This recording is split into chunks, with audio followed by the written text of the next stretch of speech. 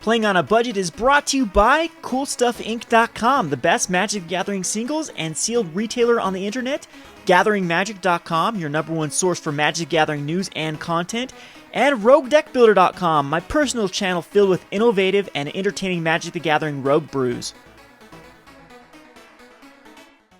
Hi there, it's Kevin with GatheringMagic.com with another episode of Playing on a Budget. This week I think I am going to go back to the obvious. If you are going to get into Standard and want a cheap, very competitive deck, this would be the way to go.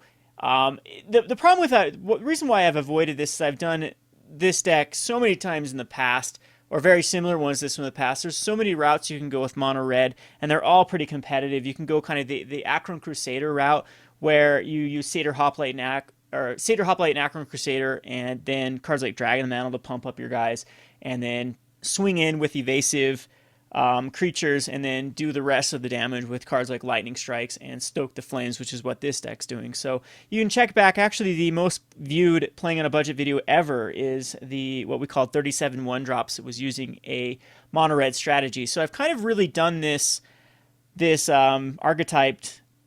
I've overdone it many, many times in the past, I would say 2 years that I've been doing Playing on a Budget. But I've had a lot of people asking me about mono red, and yes, it is the obvious choice for new players that are on a $100 budget that want the most competitive deck possible. Let me say that again. For $100, this is the most competitive deck that you can build, as it won a Pro Tour, almost this list. You would have to go splash in a green for Atarka's Command.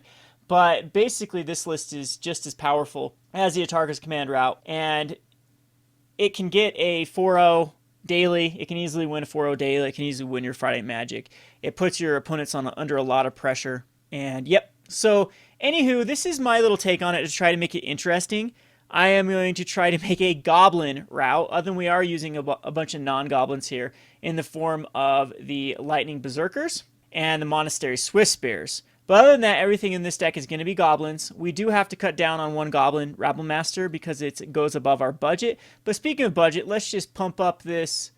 Let's go to the CoolStuffInc.com, our sponsor, and you can see that the Goblin Rabblемasters, at two of them at $16, takes up the majority of our budget at $32. And then everything else is around $1.49. Obelisk of Urd at $3.50, but some of these uncommons can get quite expensive at $1.50 a piece because this deck is so popular. But anywho, I thought I'd just run it, let you guys see the weaknesses to this deck and the strengths of this deck. The strengths is it can completely destroy any sort of control-based strategy.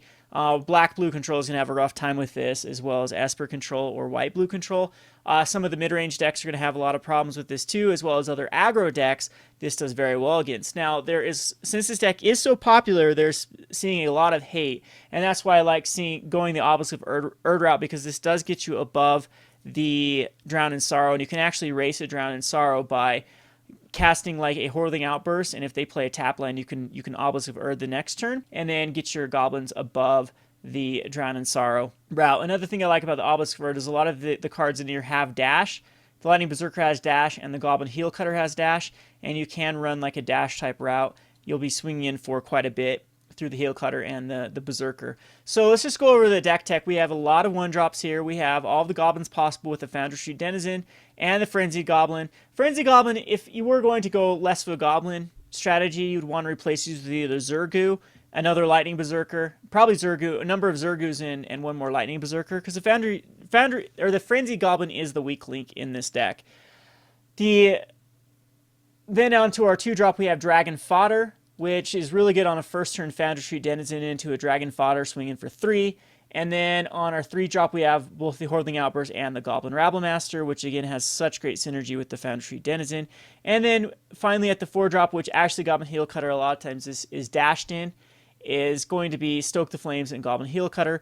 We are going to run like a main board Hall of Triumph to get us above Circle of Flame. One of the problems with this deck is if opponents are playing red, they can run Circle of Flame, and Circle of Flame does 1 damage to each attacking creature. And Hall of Triumph will get us above that. And there's like a couple cards that do 1 damage to each creature that the Hall of Triumph will get us above as well. Now, this is a red deck. Red likes to have early aggressive creatures followed up by damage to the face, and we have that in the form of both Lightning Strike and Stoke the Flames, and then a 2 of Wild Slash. So our sideboard has more Obelisks. I'm running a full place of Obelisks because I want to be able to beat the Drown in Sorrow decks.